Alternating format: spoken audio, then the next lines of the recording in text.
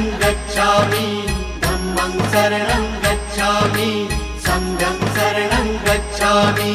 त्यागमूर्ती तू शांत चित्त तू योग रूप संसारी,